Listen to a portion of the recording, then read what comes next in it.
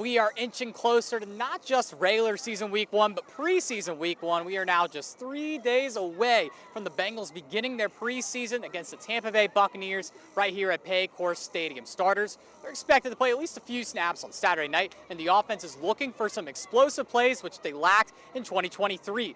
Offensive coordinator Dan Pitcher is going to combat that with practicing more of those type of plays, and they are succeeding in his eyes. Big-time teams winning big-time games, and that's exactly what FC Cincinnati did last week against its arch-rival, the Columbus Crew. But tonight, their focus shifts right back here at TQL Stadium. Midweek MLS action here. FC Cincinnati taking on Atlanta United. FCC sits 3 points behind Inter Miami at the top of the Eastern Conference standings. But however, Atlanta United has not won a game on the road this season. A pretty big chance for FCC to take advantage.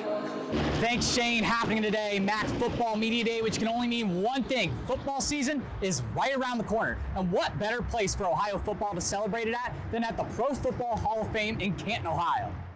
There's a lot of games on the Ohio schedule to be excited about between Syracuse, Kentucky, and against rival Miami, Ohio, but there's one that safety Jeremiah Wood has guaranteed the Bobcats will be at. We got a championship as well. We made it to it 2 years ago. Unfortunately, we didn't win again, but we want to make it again this year. So. It's no secret that the Ohio Bobcats lost a lot of talent on both sides of the ball, but one ramification of that, head coach Jim Albin says, is the intense position battles they faced in practice. But we've top to bottom have improved our roster. It'll be the most competitive at each position in my time at Ohio, which is going to be my 20th season. So we've got a very challenging task ahead of us as a staff with that competition and making decisions. So, but it's very, very exciting. 2024 will be the first full season that senior Parker Navarro will start at quarterback for Ohio, but he wants fans to know he's a different quarterback than the last one, Curtis Rourke. Yeah, I mean, I definitely want to put on for the Bobcat fans, but Curtis and I are two very different players, and so, you know, as much as I want to like follow into those footsteps, I also want to trailblaze for myself and, you know, for this team and see where we can go. So there's always going to be a little bit of pressure, but hopefully it'll be a beneficial thing. Football season is right around the corner. It's so close you can smell it. Reporting for Newswatch, Grant Kiefer in Canton. The Local 12 444 Sports Report, sponsored by the law offices of Blake Maslin. We are officially halfway through baseball season with the Reds 83 games down and firmly in the mix for the team's first postseason appearance since 2020. While game number 82 last night in St. Louis was a pitcher's duel, today's contest was the exact opposite. Old friend Sonny Gray on the mound facing his former team. We're going to head to the top of the third. No outs. Jonathan India wastes no time extending his hit streak. He drives in the game's first run. It's 1-0. Very next at bat, Ellie De La Cruz. How about another two-bagger? Ellie has quietly bursted out of his recent slump, and it's 2-0 Reds. Now we're going to fast forward. Top of the fifth. Reds have a lead built up here. Now Stewie Fairchild at the plate. 3-1. How about 5-1?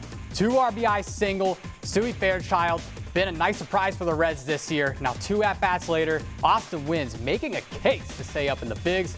He makes it 8-1 with yet another double for the Reds. Now top of the 7th, and if you thought India was stopping at 1 hit, think again. Another RBI double. Reds win it 9-4 to clinch at least a share of the series. Reds bats come alive today as this once struggling offense is finding its groove. I mentioned earlier that Ellie De La Cruz had quietly woken up as he's now batting .415 this week. But Jonathan India has stolen the show with his 11-game hit streak, and manager David Bell loves just how complete of a player he's become. Happy for him. He just looks so good out there, like in every part of the game, and he's moving well. Physically he looks great, and we've always known he can hit. So, it seems like he's been here for so long, but he's still young and getting better.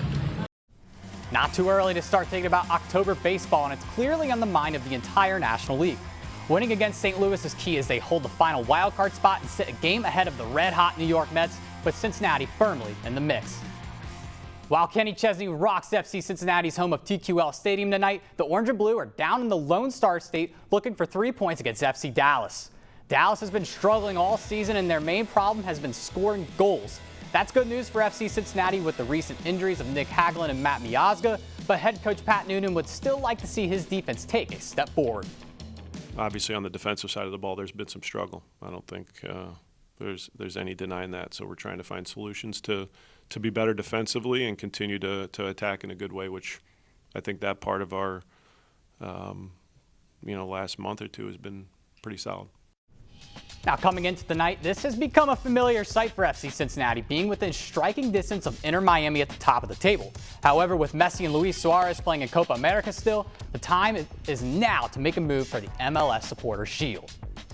John Rothstein says we sleep in May for college basketball, but it's June, and Xavier has already announced its non-conference slate for 2024-2025, and it is loaded. A lot of good opportunities early on for Sean Miller's squad to build some chemistry before welcoming Wake Forest into the Cintas Center in mid-November. You also better be ready to pack some shorts, as the Musketeers will be heading to Fort Myers in a tournament with Michigan, South Carolina, and Virginia Tech at the end of the month. Now, rounding us out is the Big East Big 12 Challenge at TCU, along with the one we've all been waiting for, the Crosstown Shootout on December 14th. The landscape of college athletics is ever-changing, but perhaps one of the biggest shakeups of them all becomes official in 24 hours. The UC Bearcats and the rest of the Big 12 are set to welcome Arizona, Arizona State, Colorado, and Utah to the conference.